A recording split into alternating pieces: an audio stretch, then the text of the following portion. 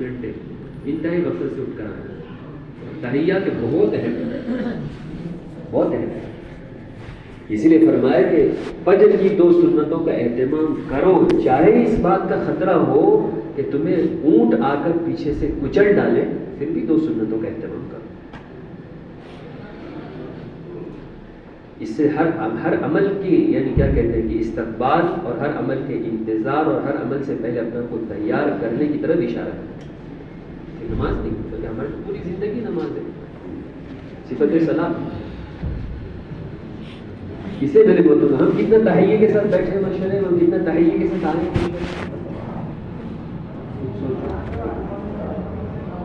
اس لیے میرے بولوں دوستوں کہ عمل کی اہمیت جب تک نہیں ہوگی اس وقت تک عمل جو ہے صحیح طریقے کا ہوگا نہیں. انما الاعمال بالنیات، عمل کی صحت اور عمل کی قبولیت اور عمل پر اللہ کے وعدوں کے پورا ہونے کا دار و مدار اس پر ہے، نیت پر ہے کہ اس کی نیت اس عمل کے بارے میں کیا ہے کہ یہ تحقیق کے وقت ہوتی ہے، اس لیے میرے محترم دوستوں کہ عمل ہمارا انتظار نہ کرے بلکہ ہم عمل کا انتظار کریں. یہ میں نے عرض کیا آپ کے ساتھ. اس لیے 2 سنتیں فجر کی، اس لیے وضو، اس لیے مسجد سے پہلے اپنا آپ کو تیار کر کے آنا، اس لیے رمضان کے پہلے کے روزے. ایک عمل کہتی ہے. اور تقاضے مشورے کی تاخیر کیوں ہوتی ہے؟ مشورہ جو لمبا کیوں کھینچتا ہے اس کی وجہ یہ کہ ہمارے پاس میں جو ہے وہ عملہ نہیں ہے کہ جو چشم زدن میں ہم تیار ہیں. حضرت مولانا یوسف رحمۃ اللہ کے زمانے میں، حضرت جی کے زمانے میں مولانا سعید صاحب بھوپال کے بڑے سعید صاحب کے کیا حال ہے کہ حال اللہ کو بتائیں، آپ تقاضا بتائیں. یوں تقاضے کے تیار ہوگا. وہاں شمیم صاحب لوگ سفر میں تھے موریشس، تو وہاں پر کہنے لگے کہ مولانا یوسف رحمۃ اللہ فرماتے تھے کہ مشورے میں بیٹھنے کے قابل اپنے آپ کو بناؤ. مشورے میں بیٹھنے کے قابل وہ شخص ہے جو دعوت کے ادنا سے تقاضے پر اپنی جان کی بازی لگانے کی اندر سے جو استعداد رکھتا ہو اور تیاری رکھتا ہو. تخت کون لائے گا؟ میں لاؤں گا اور فوراً. ہمارے تقاضے کی ادھر جو اصول عبادت کا ہے ویسا ہی اصول بلکہ عظیمت والا اصول ہے شریعت کے اندر. کس کے بارے میں؟ کہ دعوت کے بارے میں. عبادت میں تو پھر بھی رخصت ہے لیکن دعوت میں جب عبادت کی بات یہ ہے، حضرت فرماتے ہیں کہ عبادت کی بات یہ ہے کہ نہ عبادت کا تقاضا کبھی ٹالا جا سکتا ہے نہ کسی اور پر ڈالا جا سکتا ہے. آپ نے نوٹ بھی کیا ہوگا بہت سارے حضرت کی بات. تو دعوت کا تقاضا کیسے ٹالا جا سکتا ہے اور کیسے کسی اور پر ڈالا جا سکتا ہے. اسی لیے جو ہے نہ دعوت کا تقاضا کسی اور پر ڈالا جا سکتا ہے اور نہ کیا کہ نماز کیا آپ ڈال سکتے ہیں؟ کہنے پڑھوں گا بعد میں، طلوع آفتاب کے بعد پڑھوں گا، غروب کے بعد پڑھوں گا، اپنی مرضی سے اسی وقت ڈالنا نہیں. اور نہ عبادت کا تقاضا کسی اور پر ڈالا جا سکتا ہے کہ میرے بدی تم پڑھ لو، تم میرے بدی نماز پڑھ لو، تم میرے بجائے زکوٰۃ دے دو، تم میرے بجائے کیا کر لو کہ جو ہے روزے رکھ لو. وہ تو ہے مستثنیات مجبوری الگ، لیکن یہ اصول دعوت کے اندر جو ہے بدرجہ اولا آئے گا کہ نہ کسی پر ڈالا جائے گا نہ کہیں کبھی کیا کیا جائے گا، ڈالا جائے گا. حضرت اکثر فرماتے ہیں کہ حضرت یحییٰ علیہ السلام کو جب اللہ نے یہ وحی بھیجی اور یہ فرمایا کہ جو جا کر یہ 5 باتیں پہنچا، تو میں بات اس وقت تک نہیں رکھتا جب تک کہ اس کی تحقیق نہ کر لوں. یہ کہنا کافی نہیں ہے کہ حضرت فرما رہے تھے. کسی حدیث کے بارے میں کہنا کہ حضرت سے سنا ہوں، آپ پہلے تحقیق کرو. حضرت بھی یہ بات کہتے ہیں کہ آپ پہلے بات کو سیرت سے رکھو، صحابہ سے رکھو، قرآن حدیث سے رکھو، پھر کہو کہ یہ بات نظام سے کہی جائے. میں کہوں کہ حضرت کہہ رہے تھے کہ یحییٰ علیہ السلام پر 5 باتیں آنے تو نہیں چلے گا. کوئی پوچھ لے کہاں سے حوالہ، تو جامع ترمذی کی روایت ہے، جامع ترمذی کی روایت، باب مثالوں کا. اللہ نے کس طرح مثالیں دی ہیں، حضور صلی اللہ علیہ وسلم نے کس طرح مثالیں دی ہیں، صحابہ مثالوں کے ذریعے کس طرح. اس باب کے اندر یہ حدیث جمع کی گئی. اس کے راوی حضرت اس کے راوی ہے حضرت حارث اشعری رضی اللہ عنہ. انہوں نے جو ہے اس کو جو ہے روایت کیا ہے. اس میں ہے کیا حضور اکرم سے فرمایا کہ جو ہے اللہ نے یحییٰ علیہ السلام کو 5 باتیں بنی اسرائیل کو بیت المقدس میں جوڑ کر پہنچانے کا حکم دیا. ہمارے جوڑ ہوتے ہیں نا، ماہانہ جوڑ، تو اللہ نے بھی کہاں جوڑ کرنے کے لیے کہا کہ بیت المقدس میں جوڑ کرو اور 5 باتیں ہماری طرف سے پہنچاؤ. وہ 5 باتیں کہ ایک تو یہ ہے کہ اللہ کی عبادت اس طرح کرو کہ اس کے ساتھ کسی کو شریک نہ کرو. نماز کو قائم کرو. پھر سب ہر ایک کی مثالیں ہیں. نماز قائم کرو, روزے رکھو, زکوٰۃ ادا کرو اور اللہ کا ذکر کرو. پھر سب کی مثال, اللہ کے ذکر کی مثال کہ محفوظ قلعہ, زکوٰۃ کی مثال کہ حلال مال کوئی کمائے تو اس کے لیے زکوٰۃ ایسی ہے جیسے کہ ایک آدمی حلال مال کما کر کے اس کے لیے خطرہ ایسا ہے جیسے ڈاکو نے اس کو گھیر لیا اور اس کے ہاتھ گریبان میں باندھ دیے, اب اس کو قتل کرنے کے لیے لے کے جا رہے ہیں, بیڑیاں ہتھ کڑیاں لگا کر. یہ حلال مال کی غفلت کو سمجھایا. حلال مال جو حلال مال اس کے پاس ہے اس کی غفلت کو سمجھایا کہ اب اس حلال مال کے نقصان دہ اثر سے بچنے کے لیے کیا ہے کہ وہ کہے کہ مجھے چھوڑ دو, میرے پاس اتنا مال ہے میں دے دیتا ہوں, تو وہ چھوڑ دیں. اب یہ زکوٰۃ ہے, بہت گہری مثال ہے اللہ کی طرف سے. زکوٰۃ اس طرح ہے, حرام مال اور شک شبے والا مال تو ذکر اوپر نیچے سے لے کر آؤں, ذکر اور زکوٰۃ اور پھر روزہ, اس میں خوشبو کے روزے دار کے منہ کی بدبو اللہ کے نزدیک اس میں وہ ذکر ہے. اور تیسری چیز کہ اور کیا ہے, روزہ. 3 ہو گئے. چوتھی چیز جو ہے وہ آ گئی نماز. نماز کے بارے میں یہاں اللہ نے مثال دی کہ اللہ کا چہرہ نمازی کے چہرے کی طرف. وہ اللہ جانتے کیا چہرہ, مثال کے طور پر جب تک نمازی نماز میں متوجہ رہتے اس کا چہرہ اللہ کی طرف ہے, اللہ بھی اس کی طرف ہو جاتا. جہاں ادھر ادھر ہو جاتا ہے اللہ اپنا توجہ ہٹ جاتا ہے. اور پھر پہلی چیز کہ اللہ کی ایسی عبادت کرو کہ اس کے ساتھ کسی کو شریک نہ. اس میں اللہ نے یہ مثال دی کہ ایک آدمی اپنا کسی کو غلام رکھتا ہے, اپنے پاس خریدتا ہے, یہ میرا کاروبار ہے, تم اس میں کاروبار کرو, جو نفع آئے وہ مجھے دینا. مالک کا کھائے اور کاروبار کرے اور کاروبار کر کے نفع پڑوسی کو دے دے, پسند کرو گے کہ نہیں؟ بس اللہ کی پسند نہیں کرتے. مالک کا کھا رہے ہو اور مالک کے بجائے کسی اور کے لیے عمل کرو, کسی اور کی طرف کچھ مل جائے اس کو منسوخ کرو. یہ مثالوں کا باب. 5 باتیں پہنچاؤ. بنی اسرائیل کو بیت المقدس میں جوڑ کرو اور کیا کرو, یہ 5 باتیں پہنچاؤ. تو اس نے فرمایا کہ قریب تھا کہ یحییٰ علیہ السلام تھوڑی سی تاخیر کر دیتے, تھوڑی سی سستی کر دیتے. قریب تھا کہ ایک ہی زمانہ عیسیٰ علیہ السلام کو, عیسیٰ علیہ السلام پہنچ گئے. اللہ پاک یاد دہانی والی جماعت ہے نا, تقاضے میں جانا, پھر ان کو یاد دہانی کرنا, پھر یاد دہانی کرنے والے کو یاد دہانی کرنا, پھر ان کو یاد دہانی کرنا. ایک بتاؤ, یاد دہانی کے لیے اللہ نے عیسیٰ علیہ السلام کو. اگر آپ دوسرے تقاضوں میں مشغول ہیں تو اگر جو ہے مجھے اجازت دیں تو یہ 5 باتیں میں بنی اسرائیل کو جوڑ کر بیت المقدس میں پہنچا دوں گا. آپ ڈال رہے ہیں اس لیے مجھ پر ڈال دیجیے تقاضا. واقعی عجیب بات. کیا کہا یحییٰ علیہ السلام نے کہ اگر میں نے اور تاخیر کی یا میری ذمہ داری کو مجھ پر جو دعوت کا تقاضا دیا گیا تم پر ڈال دیا تو اللہ پاک مجھے سخت عذاب دیں گے, یہاں تک کہ زمین میں دھسا دیں گے. کیا فرمایا؟ ہمارے حضرت کہتے ہیں کہ یہ عذاب تو نافرمان قوموں کو دیا جاتا ہے. کفر و شرک میں مبتلا نافرمان قوم, نبیوں کو ستانے والی, یہ عذاب دیا جاتا ہے. لیکن جس کے نزدیک دعوت کے تقاضوں کی, دعوت کے کام کی اہمیت ہوتی ہے, اس تقاضے میں ذرا سی تاخیر کا ہو جانا یا کوئی مجھے یاد دلا دے, اتنی میرے اندر غفلت آ گئی کہ میرے ذمہ ایک تقاضا اللہ نے دیا ہے اور مجھے کوئی یاد دلائے, اس نوبت کا آ جانا اتنا گنا اور اتنا یعنی اپنے آپ کو قصوروار انہوں نے سمجھا, اتنا گنا گزرا اور اتنا قصوروار سمجھا کہ کہیں مجھے اللہ پاک وہ عذاب نہ دے دے جو نافرمان قوموں کو دے. جب تک دعوت کے تقاضوں کے بارے میں ہمارے نزدیک کی اہمیت نہیں ہوگا, بتاؤ آسان طریقے پہ پورے ہوں گے؟ اسی کو حضرت کہتے ہیں کہ نہ دعوت کے تقاضے کسی پر ڈالے جا سکتے ہیں اور نہ ڈالے جا سکتے. یہ 5 باتیں جوڑ کر کے پہنچا. اور جب محنت کر کے جب جوڑ کیا کہ نہیں یہ تو میرے ذمہ ہے, مجھے کرنا, آپ نہ کریں, تو اس حدیث میں لکھا ہوا ہے کہ اتنے بنی اسرائیل جمع ہو گئے, اتنے لوگ جمع ہو گئے, مسجد بھر گئے.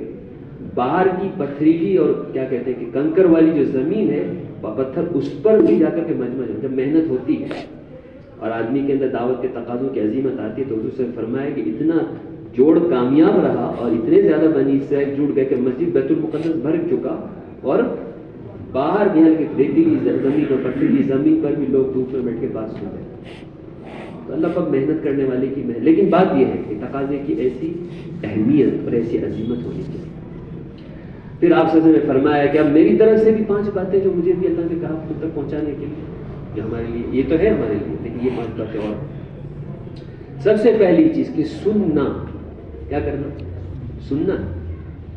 دوسری چیز فرمایا کہ ماننا، خالی سننا نہیں، ایک کان سے سن کے دوسرے کان سے اڑا دو، آپ نے فرمایا ماننا. تیسری چیز فرمایا کہ جہاد، مجاہدہ، اس میں دونوں چیزیں ہیں، جہاد اکبر بھی، جہاد اصغر بھی ہے اور جہاد اکبر بھی ہے، مجاہدہ جہاد. تیسری چیز، چوتھی چیز فرمایا کہ ہجرت، خروج فی سبیل اللہ کے راستے میں نکلنا، ہجرت کرنا، اور جو ہے ہجرت. اور 5ویں چیز کیا؟ ذہن سے اتر رہے،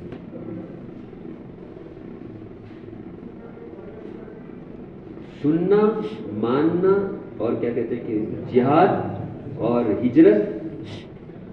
5ویں چیز ذہن سے اتر رہے، اللہ کرے یاد آ جائے. جی نہیں، ابھی جمعرات کو سنا ہے، کسی کو یاد ہو تو بولو. سننا، یہ بات ہمارے مزاج کے اندر جو ہے سننے کی جو ہے کیا کہتے ہیں کہ سننے کا مزاج ختم ہو گیا. حالانکہ سننے کا مزاج کس کا تھا؟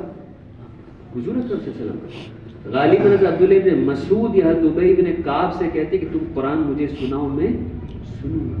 یا رسول آپ پر تو پورا قرآن اترا ہے کہ نہیں، مجھے سننا ہے. اور رات کو کسی نے آ کے خبر دی کہ جو ہے انصار کے محلے کے اندر حضرت ابو موسیٰ اشعری کے مکان پر قرآن پاک پڑھ کر کچھ باتیں ہو رہی، جوڑ چل رہا ہے. تو اس خبر دینے والے صحابی سے آپ نے کہا کہ کیا تم خاموشی کے ساتھ مجھے اس مجمع میں یوں لے جاؤ کہ کسی کو پتہ نہ چلے؟ کہا بالکل لے جا سکتے. اسے اگر پتہ چلے گا تو بات کرنے والی بات بند کر دے گا. صحابہ ہیں، آپ بات کریں، میں سننا چاہتا ہوں. دیکھو ہے تو صاحب میں کیا کرنا چاہتا ہوں، ہمارا مزاج سننے کا نہیں ہے، سننے کا نہیں. واقعی جب کوئی ساتھی، نئے ساتھی کی جب بات ہوتی ہے وقت لا کر میں سنتا ہوں، مجھے اتنا فائدہ ہوا. ابھی 2-3 ہفتے سے ساتھیوں کی بات میں نے طے کی، ہمارے قربانی والے ساتھیوں کی ماشاءاللہ، تو مجھے بہت فائدہ ہوا. چند باتیں جو آپ کے ساتھ میں رکھ رہا ہوں وہ میدان میں کام کرنے والے، تقاضوں کے ساتھ کام کر کے آنے والے ساتھیوں کے الفاظ میں آپ کو سمجھاتا ہوں. قربانی والے کی بات تو مجھے نہیں چلو، اور آپ ایسا خاموش ہو کر کے پیچھے بیٹھ کر کے سنتے رہے پوری بات. بھی جب مجلس ختم ہوئی تو اس کو مبارک خوش ہوئے، یہ بھی کتنی اچھی بات کر لیا، کیا بات، آگے بڑھ گئے نا، آگے بڑھیں. ہر ایک کی صلاحیت ہے، کھدانے ہیں ہمارے پاس، آپ نے فرمایا. اسی سے کوئی سونا نکلے گا، کہیں سے چاندی نکلے گا، کہیں سے ہیرا نکلے گا. بند نہ رکھو، لگاؤ، ورنہ بانجھ مر جاؤ گے. کیا مر جاؤ گے؟ آپ نہیں رہو گے، دشت بھی نہیں ہوگا، آپ نہیں رہو گے، متکلم بھی نہیں رہے گا، آپ نہیں رہو گے، مشورہ بھی بند ہو جائے گا. ارے بڑھاؤ ساتھیوں کو، اس کی کیا صلاحیت ہے. حضرت طفیل بن عمرو دوستی سے کہاں آگے نکل کے ابو ہریرہ، وہ تو حسد ہے جو روکتا ہے. اور حسد کس کے اندر تھا؟ تو فرعونیت ہے کہ یہ آگے آنے نہ پائے، یہ پیدا ہونے نہ پائے، تاکہ میرے مقابلے میں پھر میرا کیا ہوگا. یہ گندا جذبہ فرعونیت والا ہے نا، کہ اس کو آگے مت آنے، بس پھر میرا کیا ہوگا. نہیں، ہمارا تو کام آگے بڑھاؤ. اس لیے سننا، موقع پڑے تو بولنا بھی ہے اور کیا کرنا ہے، یہ سننا بھی ہے کہ اللہ کا کس کے دل پر کیا ہے. دیکھو تو صحیح، بڑے بڑے بیٹھے ہوئے ہیں مشورے میں، ابو بکر بیٹھے ہوئے ہیں، عمر بیٹھے ہوئے ہیں، اور اذان کے الفاظ کس کے دل پر اللہ نے کھول دیے. تو کب اللہ پاک کس سے کیا کام ہے میں واقعی دیکھیں. جو آگے بڑھاتا ہے، جو خود دوسروں کو آگے بڑھائے گا، اللہ اس کو پیچھے کر دیں گے کبھی بھی. اس وقت تو ہمیں عملہ بنانے کی ضرورت ہے، بدن کے ساتھی تیار کرنے کی ضرورت ہے کہ جو محنت کو لے کے چلیں، جو صحابہ کو بولیں، جو دائی بن، کیونکہ جو متکلم نہیں ہے وہ دائی نہیں ہے نا. ہمارے یہاں تو صحابہ کو بولنا، امت کو احساس کمتری سے نکالے کہ مجھ سے نہیں ہوگا. نہیں ہوگا، کیوں نہیں ہوگا؟ جب اللہ نے ہمارے ذمہ ایک کام کیا ہے تو کیوں نہیں ہوگا. ساری دنیا کے کام ہوتے ہیں، تم متکلم کیوں نہیں بن سکتے، تم انفرادات کیوں نہیں دے سکتے. 2.5 گھنٹہ تو ہمیں دینا ہی ہے نا. اور یہ جو جملہ ہے نا، یہ جملہ ساتھی کہتے ہیں ہمارا کام ہے، بات نہیں ہے. یہ کیا بات ہے، کیا ہے، کیوں کہہ رہے ہیں؟ ابھی آپ 2.5 گھنٹہ ملاقات میں جائیں گے، وہاں کیا کریں گے؟ پہاڑ توڑیں گے، کلاڑی چلائیں گے، کدال چلائیں گے، کیا کہیں گے؟ نبیوں کے واقعات، صحابہ کے واقعات، توحید، ایمانیات کی بات، مزید معنی کے فضائل لے کر آئیں گے. یہ کیوں کہہ رہے؟ بات نہیں ہمارے یہاں تو صحابہ کے واقعات کو بولنا ہے، نبیوں کے واقعات کو بولنا. البتہ جو ہے انفرادی دعوت، ایک ایک کے پاس جانا، ہاں ممبر اس کی اندر سے طلب نہ ہو، بلکہ فائدہ تو ہر ایک کے لیے ہے، ہر ایک کے لیے. اس آپ نے کیا فرمایا کہ سننا. دوسری بات ماننا. کیا ہے؟ ایک کان سے سن کے دوسرے کان سے نکال لیا کہ نہیں مانو. یہ بات آپ نے ہے تو صحابہ موجود ہے کہ حضور نے فرمایا کہ جو تمہیں یہ معلوم نہیں کہ اللہ کی اطاعت کرو اور میری اطاعت کرو. کہ ہاں معلوم. کیا تمہیں یہ بات معلوم نہیں کہ اللہ کی اطاعت کرنا جو ہے میری اطاعت کرنا اللہ کی اطاعت میں شامل ہے؟ کہ جی معلوم. یہ فرمایا کیا تمہیں معلوم ہے کہ جس نے میرے امیر کی اطاعت کی اس نے میری اطاعت کی، جس نے میری اطاعت کی اس نے اللہ کی. تو معلوم ہے میرے امیر کی اطاعت کرنا میری اطاعت میں شامل ہے. کیا تمہیں معلوم ہے کہ ہاں ہے. تاکیداً آپ نے یہ کہا کہ اگر امیر بیٹھ کے نماز پڑھے تو تم بھی کیا کرو. حالانکہ ہے نہیں لیکن تاکید کی وجہ سے کیا کہا، آیت صاحب موجود ہے کہ تم بھی کیا کرو، اتنی اطاعت. یہ نہیں کہ حضور اکرم صلی اللہ علیہ وسلم کی بات کو تو ہم مانیں گے، لیکن عبداللہ بن جبیر جو ہمارے علاقے میں 50 آدمیوں پر جبل رومات کے خطے پر امیر بنائے گئے، ان کی بات نہیں مانیں گے. کہ یہ کالا کلوٹ حبشی غلام اگر تم پر امیر بنا دیا جائے تو کیا کرو، منواؤ مت. کیا کرو، مانو. ایک تو یہ ہے کہ آپ نہ مانو، ایک بات طے ہو گئی مشورے سے نہ مانو، یہ تو مضموم ہے. اس کے بارے میں تو آپ سب جانتے ہیں کتنا مضموم اور کتنا سارا میدان ہاتھ سے چلا جائے وہ ساری چیزیں. اس سے خطرے کی بات بتاؤں، اس سے خطرے کی بات بتاؤں، مولانا کہہ دیا اس سے خطرے کی بات وہ منوانا. ایک تو ہے کہ مانتا نہیں ہے، وہ تو خطرے میں، میدان دوسروں کے ہاتھوں میں چلا جائے گا. غیر گردن پہ یہود نصارہ سوا وہ ساری چیزیں اپنی جگہ، وہ تو آپ کو معلوم ہے. لیکن منوانا اپنی چاہت. فرمایا آگ کا ٹکڑا ہے جو لے کے جا رہا. تو نئے لوگ ہوتے تھے منواتے تھے پریشان ہوتے تھے، منواتے تھے اور کیا ہوتے تھے، پریشان ہوتے تھے. کون منوایا؟ ابھی اسلام میں کانوں میں روئی ٹھوس کے آیا تھا، لیکن نیا آدمی ہے جوش میں آ گیا کہ نہیں دین کا کام دین کے نفع کی وجہ سے منوا رہا ہے. ہم کس کی وجہ سے منواتے ہم جانتے ہیں، ہم سوچتے ہیں جائزہ اپنا لیں. وہ کس لیے طفیل بن عمرو دوسی نے بات منوائی؟ میرا ایک مقام ہے، میری ایک بات چلتی ہے، میرے بس ایک کرامت آپ دے دیجیے. کیا کر دیجیے؟ اللہ سے مانگ کے بس منوائی. اس سے پہلے کہ آپ کچھ کہتے اس کا دباؤ ایسا تھا. ٹھیک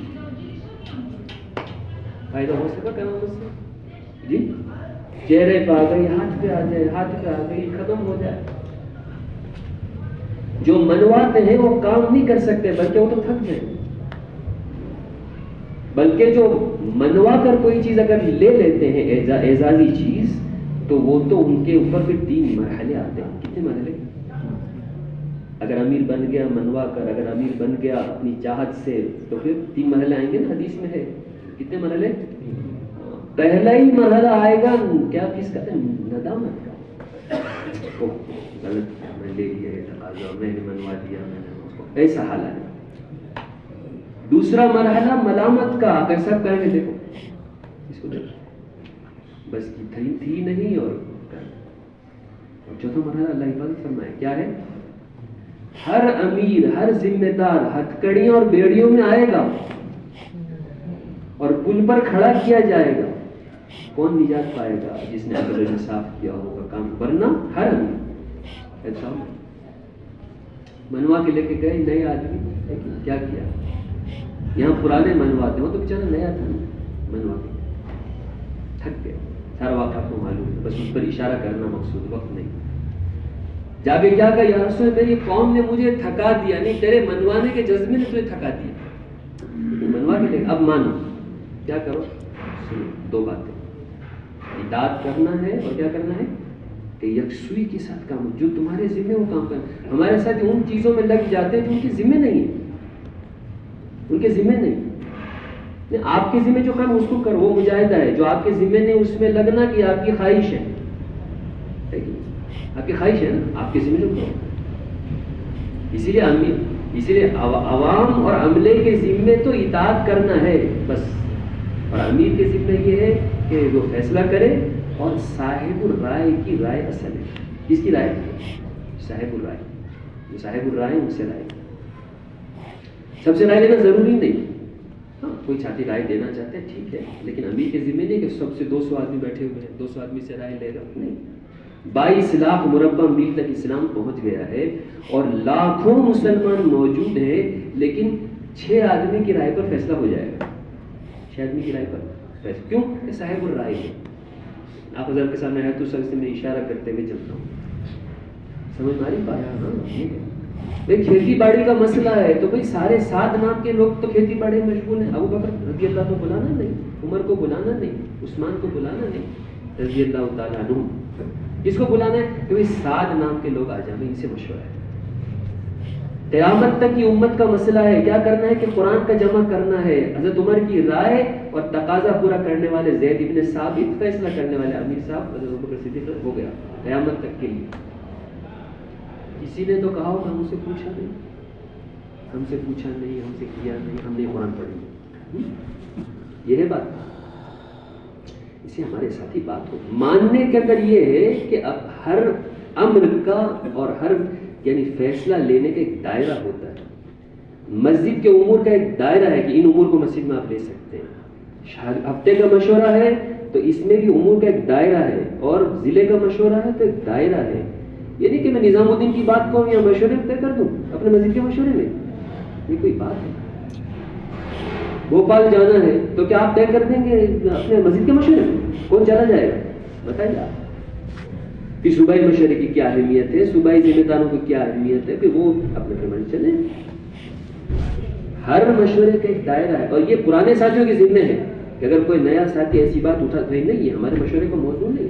ماشاءاللہ ساتھیوں نے کہا کہ نہیں ہم نہیں طے کر سکتے, یہ تو صوبے کا ہے. جب تک آپ ہر چیز کو چھانٹیں گے نہیں کہ کس مشورے میں کس چیز کو لینا ہے, اس وقت تک اجتماعیت اور اطاعت قائم نہیں ہوگی, اطاعت نہیں ہو سکے. وہ تو دیکھ رہے میں صوبے سے ایک چیز طے کرا لوں, وہاں طے نہیں ہوگی تو یہاں ایک چیز طے کرا لوں, وہاں نہیں ہوگی تو وہاں کرا لوں. خیانت کے دروازے کھلیں گے. سمجھ میں آ رہی بات؟ خیانت کے دروازے کھلیں گے. اور حضرت فرماتے ہیں کہ بھائی مشورے میں جب بیٹھو تو جو ہے امیر کا وزیر بن کے رائے دو, کسی اپنے ذاتی تعلقات والے کا وکیل بن کے رائے مت دو. آج کیسے رائے دیتے ہیں؟ ہاں ٹھیک ہے. اور ساتھی بھی وکیل پکڑتے ہیں. کیا کرتے ہیں؟ وکیل پکڑتے ہیں. جانتے ہیں مشورے کے بعد طے نہیں ہوگی, بھائی آپ ذرا سے میں رکھوں گا بات. کیا کرتے ہیں؟ وکیل. وکیل کا کیا کام ہے؟ سچ جھوٹ حق نہ کچھ نہیں, پاس کرانا ہے. اور جب وکیل پکڑیں گے تو پھر جو ہے رشوت خور جج کی بھی تو تلاش ہوگی. کس کی تلاش ہوگی؟ وکیل کہتے ہیں اس کی عدالت میں اگر مقدمہ ڈال دیتا ہوں تو وہ پیسہ کھا کے کچھ بھی کر دے گا. سمجھ میں آ رہی بات؟ یہ مشورے کا ایک دائرہ ہے, کس کے سامنے بات رکھنی ہے کیا ہے. اور ساتھ ہی وکیل نہ بنے بلکہ کیا بنے؟ امیر کا وزیر, امیر کا معاون. حضرت کا جملہ میں آپ کو کہہ رہا ہوں. ایسا لگے کہ امیر کا معاون ہے, ایسا لگے کہ یہ امیر کا بوجھ اٹھانے والا ہے, کہ امیر جو کچھ طے کر دے. ایسا نہ لگے کہ بھائی وہ تو فلاں کی بات امیر سے بنوانے کی ہے تو پھر وہ بھی بنوائے گا, یہ بھی بنوائے گا. مشورہ بکھر جائے گا, مشورہ بکھر جائے گا. اطاعت کے ذریعے بات کی. اس لیے میرے محترم دوستوں کی اطاعت کے ساتھ چل رہا, چاہے کالا کنوٹ حبشی غلام, وفاداری بھی ہو اور احترام بھی ہو, اور محبت سے اطاعت پیدا ہوتی ہے. اطاعت کے لیے محبت شرط ہے. آپ نے اطاعت کا جو امتحان لیا وہ محبت کے پہلو سے لیا ہے کہ جاؤ اپنے ابا کا گلا کاٹ کے لاؤ. کس کو کہہ رہے ہیں؟ وہ شخص جس کا سب سے زیادہ اپنے ابا سے محبت کرنا پورے مدینے میں مشہور ہے. کیا فرمائے؟ دیکھیں ہم سے زیادہ محبت ہے یا اپنے ابا سے زیادہ محبت؟ پتہ چلا کہ اطاعت کا تعلق کس سے ہے؟ محبت کو, احترام کو. ابو بکر رضی اللہ عنہ اللہ کے راستے میں, اور ان کا بیٹا بھی ساتھ میں تھا, اور مسجد میں بیٹھے علاقے کا امیر عبداللہ بن عامر رضی اللہ عنہ, وہ تھے اس علاقے کا امیر. نماز بھی پڑھائی جائے, ان کا ایک ہر آدمی کی ایک نظافت ہوتی ہے, ہوتا ہے. قیمتی کپڑے پہننا, اچھے کپڑے پہننا, ان کا ایک مزاج تھا. اچھی کنگھی کر کے آئے, خوشبو لگا کر آئے. ابو بلال ایک ان کے ساتھیوں میں سے, نماز پڑھائی, بیان کیا, نماز پڑھائی, چلے گئے. تو اس نے پیچھے سے آواز لگائی کہ دیکھ رہے امیر کا حال کس طرح رہ رہا ہے، باریک کپڑے پہنتا ہے اور کیا کر رہا ہے کہ فاسق فاجر جیسی وضع قطع بنا کے گھوم رہا ہے. تو وہ بکرا بیٹھے ہوئے تھے کہاں پر، ممبر کے پاس. سن لیا، بیٹے صاحب کو بلا کے لاؤ ابو بلال کو. تم نے کیا کہا؟ میں نے سن لیا. تم نے پیچھے صف میں کہا یا میں نے سنا؟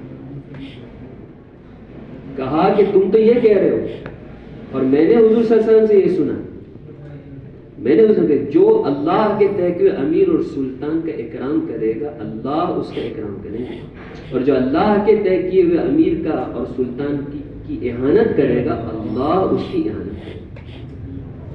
یہ نا حدیث کیا ہے، حدیث جو میں پڑھی جاتی ہے یہ ہاں عمارت کے باب میں جمع ہے بخاری مسلم. سمجھ میں آ رہی بات؟ ہاں یہ اس لیے میرے محترم دوستوں کے احترام بھی ہو، ادب بھی ہو. یہ نہیں کہ سامنے کوئی بات اور پیچھے جا کر کے بالکل، بلکہ دین سراسر وفاداری اور خیرخواہی اور کیا ہے کہ اطاعت کا نام ہے. کس کے ساتھ؟ کہ اللہ کے ساتھ، اس کے رسول کے ساتھ، مسلمانوں کے ساتھ اور مسلمانوں کے جو ذمہ دار ہیں ان کے ساتھ. اس لیے میرے محترم دوستوں کو سننا اور ادھر ماننا، مان کر چلنا. اور یہ ہے کہ ہمارے یہاں اعزازی کاموں کے لیے انتظار نہیں ہے، بلکہ صحابہ کے یہاں اعزازی کاموں کے لیے انکار تھا. کیا تھا؟ انکار. آج اعزازی کاموں کے لیے کیا ہے؟ انتظار. ہم فرماتے ہیں میرا نمبر کب لگے گا، میرا نمبر کب لگے گا، انتظار. وہاں پر کیا کہ اعزازی کاموں کے لیے اور عمارت کے لیے انکار اور اس کو رد کرنے کی ترغیب اور تشکیل اور آپس میں مذاکرے ہوتے تھے. کبھی مت لینا، کبھی مت لینا، کبھی مت لینا. رافع طائی رضی اللہ تعالیٰ اللہ کے راستے میں حضور صلی اللہ علیہ وسلم کے ساتھ، حضور صلی اللہ علیہ وسلم نے جماعت بنائی. امیر کس کو بنایا کہ عبداللہ ابن حضرت عمرو بن عاص رضی اللہ عنہ امیر بنا. عمرو بن عاص امیر ہیں، ساتھ میں ابو بکر صدیق بھی ہیں، ساتھ میں حضرت عمر بھی ہیں اور رافع طائی بھی اس جماعت کے اندر ہیں. ایک جگہ پڑاؤ ڈالا سب نے کہ ہم سے سیکھیں گے، جوڑیاں بنتی ہیں نا. تو رافع طائی کہتے ہیں کہ میں نے جوڑی بنا لی. کن کے ساتھ؟ کہ حضرت ابو بکر صدیق کے ساتھ. یہ بڑی فضیلت والے آدمی معلوم ہوتے ہیں، ان کے ساتھ ہو جاؤں. اور جاتے ہی میں نے کہ آپ کو میں نے انتخاب کیا، ساتھ آپ جوڑی آپ کے ساتھ بنے، کچھ سیکھے نہیں. 5 انگلیاں ہیں تمہارے کہ ہاں ہیں، یہ 5 وہ جو 5 کھوٹیاں 5 گنوا دی پہلے، اور 5 کھوٹی کے ساتھ ایک اور کھوٹی. اس کی اہمیت کے لیے پہلے 5 پھر ایک اور کیا کہ کبھی بھی کسی اعزازی کام کی ذمہ داری خود لینا مت، انکار کرنا، امیر مت بننا. اس میں ساری باتیں، اس کے سارے نقصانات گنوائے اور سمجھا دیا نا، طے کر دینے کبھی. اب اس کے بعد کچھ دن کے بعد وہ تو چلے گئے. فرماتے ہیں کہ مجھے تو 2 آدمی کے درمیان بھی بننے کے لیے منع کیا تھا، اور خود ساری امت کی گردن پر سوار ہے. یہ جملے ساری امت کی گردن پر سوار ہے، جا کے پوچھو.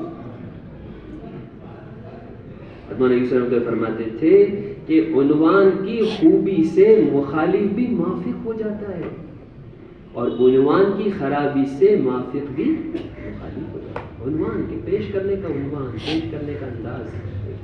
یہ کیا بن کے گئے تھے؟ پوچھو یہ کیا کیا سب کے امیر بن گئے، لیکن ایسی خوبی والا عنوان پیش کیا کہ یہ اس کا ذہن موافق ہو گیا. ہمارے یہ عنوان ایسے ہم اختیار کرتے ہیں، عنوان کی خرابی ایسی ہوتی ہے کہ موافق بھی کیا ہوتا ہے کہ نہیں، مخالف ہو جاتا ہے. عنوان کی خوبی حکمت سمجھایا کہ مجبوری تھی، ضرورت تھی، امت کی اجتماعیت کا مسئلہ تھا. خالد بن سعید لیکن 6 مہینے تک باہر گئے ہوئے تھے، ابو بکر امیر بن گئے رضی اللہ عنہ. خالد بن سعید کے حق میں بیعت نہیں ہوتا، میں آپ کو امیر نہیں مانتا. چھوڑ دیں گے کہ نہیں؟ چھوڑنا نہیں. جاتے رہے، روزانہ جاتے رہے، بلکہ صبح شام ملاقات روزانہ جاتے رہے کہ مطمئن کرنا ہے سب کو. ہاں جو یعنی کیا کہتے ہیں کہ اجتماعیت کو توڑے، جب گروپ بنا لے اس کے پاس جانا نہیں. دونوں نے مخالفت کی تھی. کس نے؟ ایک طرف خالد بن سعید نے مخالفت کی ہے، اور ایک طرف سعد بن عبادہ نے مخالفت کی. بیٹے نے کہا کہ نہیں، ان کے پاس مت جانا، کیوں کہ خطرہ ہے کہ یہ گروپ بنا لے گا، اس کے پاس نہیں گئے. لیکن یہاں کے بس نہ سمجھی کہ ایک اشکال ہے کہ آپ کیوں امیر بن گئے، اتنی سی بات اور کچھ نہیں. جاتے رہے 6 مہینے کے بعد آخر ایک دن پوچھا کہ آپ اس لیے میرے پاس روزانہ آ رہے ہیں تاکہ میں آپ کو امیر مان لوں؟ کیسا عنوان باندھا! اگر انہوں نے عنوان باندھ دیا ہوتا اس طرح کہ ہاں ہاں تو کیا ہوتا؟ کیسا عنوان! نہیں، میں تو یہ چاہتا ہوں کہ امت جس اجتماعیت پر ہے، مجتمع ہے، تم اس اجتماعیت میں شامل ہو جاؤ. سب جہاں ہے تم وہاں کیا ہو جاؤ، بیٹھو بیٹھو. اس لیے میرے محترم دوستوں کہ عنوان کی خوبی جو ہے لوگوں کو کس پر لے کر آ جائے گی، اطاعت پر. عنوان کی خرابی پیش کرنے کا انداز کہ لوگوں کو مخالف کرتے ہیں. اسے میرے محترم دوستوں اور ترغیب یہاں ہوتی تھی اعزازی کاموں سے انتظار نہیں بلکہ انکار. حضرت فرماتے تھے کہ آج انتظار ہے کہ بھئی میری قربانی کے وصول کرنے کا موقع ہے. یہ جملہ حضرت ہے، کس کا موقع ہے؟ قربانی کے وصول کرنے کا موقع نہیں، قربانی کے وصول کرنے کا نہیں بلکہ قربانی کے ضائع کرنے کا خطرہ ہے. وہ تو مجبوری ہے، ورنہ تو ایک امام کا ہونا ضروری ہے. اس لیے میرے مطلب دوستوں کہ امیر کا معاون بن کر اور کیا کہتے ہیں کہ وزیر بن کر ہمیں چلنا ہے، کسی کا وکیل بن کے نہیں. جیسے آپ نے فرمایا کہ سننا ہے اور کیا کرنا ہے، ماننا ہے. اتنی بات. اس لیے میں نے عرض کیا کہ ہر چیز کا ایک دائرہ ہوتا ہے. ابھی مستورات کی جماعت چلے کی جو بن رہی ہے تو کسی کو ضلع والے کو کوئی اختیار نہیں کہ وہ طے کرے کہ جماعت کہاں جڑے گی. سیدھی سی بات ہے. مذاکرہ میں نے کیا مولانا سے، پھر آپ کے سامنے بات رکھا ہوں. کون طے کرے گا کہاں جڑے گی وہ جماعت؟ میں طے کروں گا یا مولانا طے کرے گا؟ اگر درمیان میں مشورہ ہے تو مشورے میں آ جائے گی بات. ضلع والوں کا اختیار نہیں کہ اپنے طے کر کے جہاں سے بھی جماعت بھیج دے. روان کی بات کون کرے؟ نہیں، یہاں سے طے ہوگا. اپنے اپنے دائرے کے اندر اپنے اپنے ضلع جو کام ہے اس کے اندر اپنے آپ کو کیا کرنا ہے کہ محدود رکھنا ہے. منوانا نہیں ہے اپنی کوئی بات کہ بھائی رائے دے کے فارغ ہو جانا. نئے لوگ منواتے تھے اور پریشان ہو جاتے، تھک جاتے تھے. اس لیے جو ہے منوانے کی کوشش نہیں بلکہ جو ہے اپنے آپ کو تو فرمایا کہ جو ہے کیا کرنا ہے، سننا ہے اور ماننا ہے، منوانا نہیں. اور تیسری چیز مجاہدہ. اس میں آپ دونوں مجاہدے ہیں، ایک بڑا مجاہدہ اور ایک مقامی کام کا، اور ایک چھوٹا مجاہدہ کہ اللہ کے راستے. دونوں مجاہدے بننا ہے. مقام پر ہی محنت ہے اور اللہ کے راستے کی عمومی محنت ہے. اور فرمایا کہ ہجرت، اس کے بغیر تو کوئی ہمارے یہاں کوئی راستہ ہی نہیں. اس کے علاوہ تو کوئی ہمارے پاس کیا ہے، چھٹکارے کا کوئی راستہ ہی نہیں. اور پانچویں بات آپ نے فرمایا کہ زمانے جاہلیت کے نعروں سے بچو. کیا کرو؟ زمانے جاہلیت کے نعروں سے بچو. اس لیے کہ جو زمانے جاہلیت کا نعرہ لگائے گا، جو زمانے جاہلیت والی باتیں کرے گا، وہ جہنم کا ایندھن ہے. کیا ہے؟ فوراً ایک صحابی نے پوچھا کہ اگرچہ وہ نمازی ہو، اگرچہ وہ روزہ رکھنے والا، اگرچہ وہ نمازی ہو، اگرچہ وہ روزہ رکھنے. دوبارہ پوچھا، اگرچہ وہ نمازی ہو، اگرچہ وہ روزہ، اگرچہ وہ نمازی ہو، اگرچہ وہ روزہ، کتنا ہی متقی ہو، کتنا ہی دین کا، اگر اس نے زمانے جاہلیت کا نعرہ لگا دیا تو کیا ہے؟ جہنم کا ایندھن. کیا ہے زمانے جاہلیت کا نعرہ؟ کیا ہے؟ انصار اور مہاجرین اللہ کے راستے میں، غزوہ بنو مریسی کا موقع اور پانی لینے کا مسئلہ. زمانے جاہلیت کے نعرے وہ لگاتا ہے، لگتے تب ہیں جب آدمی اصل کام کو چھوڑ کے بیکار چیزوں میں لگ جاتا ہے. معمولی بات ہے. کیا ہے؟ پانی. وہ پہلے پانی لے لے، میں پہلے پانی لے لوں، یہ تو مسئلہ ہوگا. معمولی بات. مقصد کہاں اور معمولی بات ہے. کہتے ہیں کہ 3 سوال کا جواب، جو کوئی خاص موضوع بھی نہیں تھا، اس میں کتنی باتیں ہو گئی، وہی بھی رک گئی اور ساری چیزیں. اس لیے کہ میں پہلے پانی لوں، وہ پہلے پانی لے. اور مہاجرین انصار کو ایک مسلمان جب کام میں، اصل کام میں نہیں لگیں گے، جو انفرادی دعوت، مسجد کو آباد کرنا، تعلیم کے حلقے، اللہ کے راستے کا خروج، یہ ساری چیزیں نہیں لگیں گے تو کس میں ہم لڑائی جھگڑیں گے؟ بیکار چیزوں میں جس کا کوئی کام سے کوئی تعلق نہیں. جتنے جھگڑے ہیں نا سب وہ چیزیں کوئی تعلق نہیں. اب کیا اب تو گروپ بن گئے، انصار میری مدد کے لیے آؤ. آپ نے کے خیمے پر کان میں آؤ. یہ ہے زمانے جاہلیت کا نعرہ. ایک ہے مسلمانوں کو دین کی مدد کے لیے بلانا، اللہ کے دین کی مدد کے لیے پکار لگانا، اور ایک ہے ویسی پکار لگانا کس کی مدد؟ نام دین کا، اور مدد کس کی؟ نہیں مدد کے لیے. یہاں انصار نے کس کو پکارا تھا؟ اپنی دین کی مدد کے لیے. اس کو آپ نے کیا کہا تھا؟ بدبودار آواز، بدبودار زمانے جاہلیت کا نعرہ. لگیں گے، کیونکہ کام بڑھے گا تو نئے بھی آئیں گے، پرانے بھی رہیں گے، اور الگ الگ مزاج کے لوگ بھی آئیں گے. تو اس وقت میں جب اس قسم کی جو معمولی چیزوں میں اگر اختلاف ہو تو حل کیا ہے کہ بغیر تقاضے کے تقاضا پیدا کرو، بغیر تقاضے کے چلاؤ. 2 دن اور کیا ہے 3 دن اور 2 راتیں چلتے رہو، رکنا نہیں ہے، چلتے رہو چلتے رہو. کام کرتے رہیں گے تو اختلافات حل ہو جائیں گے، بیکار کی باتوں میں جو ساتھی دیجیے اسے نکل آئیں گے. اور کام کو چھوڑ کر ان میں لگیں گے تو کام کے بھی نہیں رہیں گے اور جھگڑا بڑھتا چلا جائے گا. 3 دن اور 2 راتیں بالکل مسلسل چلایا، یہاں تک کہ دوپہر کے وقت، تیسرے دن دوپہر کے وقت اتنا تھک گئے اتنا تھک گئے اتنا تھک گئے، گرم ریت پر سب لیٹ گئے، کسی کو ہوش بھی نہیں کتنی گرم ریت ہے، ہمیں تکلیف ہے. بس یہ اتنے تقاضے سوچ کر مشورے میں آنا، اتنے تقاضے ڈالنا ہے ساتھیوں پر کہ دوسری چیزوں کے طرف تو ذہن ہی نہ جائے، ذہن ہی نہ جائے. اس لیے ہمارا مشورہ کس لیے ہے کہ ہمارا مشورہ تو کام کو عزیمت پر لانے کے لیے، کام کو قربانی کی اگلی سطح پر لانے کے لیے. اور ہمارا مشورہ کہ اس وقت امت کے جو حالات ہیں ان حالات کا حل کیا ہے، اس کا مشورہ ہے. مدد نہیں آ رہی. اللہ تابعین اور صحابہ کے مشورے کو عنوان ہی یہ ہوتا تھا کہ اس وقت جو حال ہے اس میں کیا عمل کریں تاکہ اللہ کی مدد آ جائے. لیکن فوراً مشورہ کیا کہ مسواک کا مشورہ ہوتا ہے، مسواک چھوٹ رہی. جب حضور صلی اللہ علیہ وسلم کی وفات ہو گئی اور امت پر مسائل آ گئے، 3 طرح کے مسائل چاروں طرف سے. باطل کہ وہ حملہ کرنے کے لیے، مسلمانوں کو نقصان پہنچانے کے لیے فوج کشی، اور یہاں پر کہ لوگوں کے اندر ارتداد، اور وہاں کے ایک گروپ تیار ہو گیا مسلم کی نبوت والا.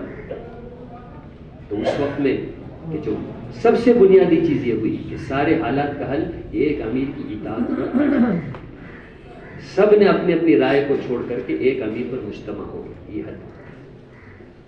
دوسرا ارتداد اور حالات سے نکلنے کا راستہ کیا ہے کہ مشورے سے عزیمت کا فیصلہ لینا. ہمارے مشورہ کہ کیسے فیصلے لینے کے لیے، رخصت کے فیصلے لینے کے لیے، عزیمت کے فیصلے.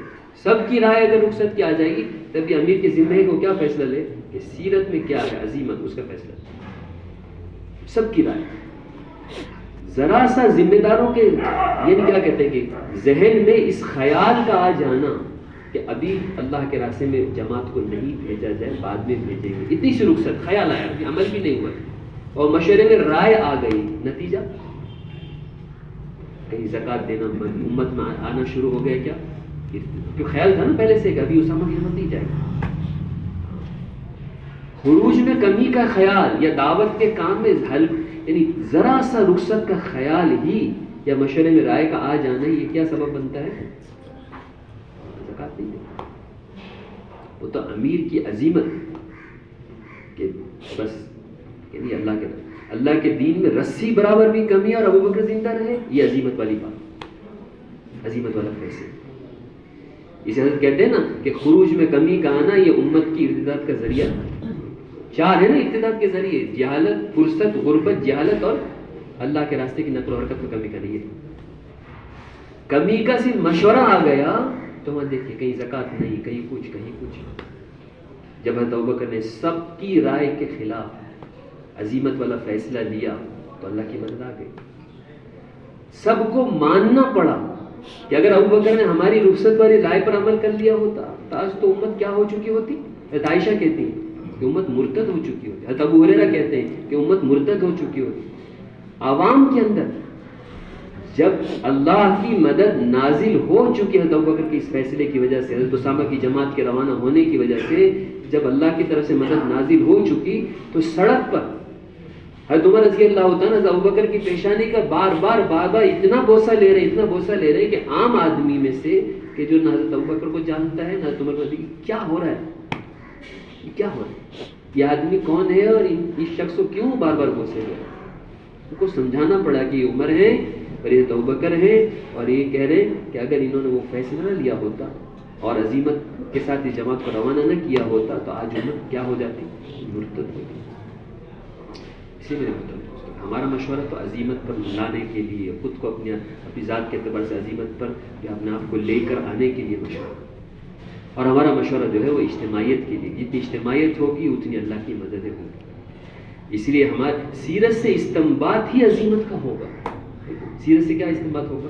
حیات الصحابہ سے استنباط کی عظیمت کا ہو ہی نہیں سکتا کہ حیات الصحابہ سے کہیں کوئی دعوت کے اعتبار سے رخصت ثابت کی جائے، اس لیے کہ اگر صحابہ کے واقعات سے اور قرآن و حدیث سے کہیں رخصت ثابت ہوتی تو میں اور آپ آج تک اسلام میں ہوتے؟ وہ تو عظیمت تھی کہ جو عظیمت ہے جس کی وجہ سے آج میں اور آپ کہاں ہیں، اس درجے دین اور دعوت کا کام کریں۔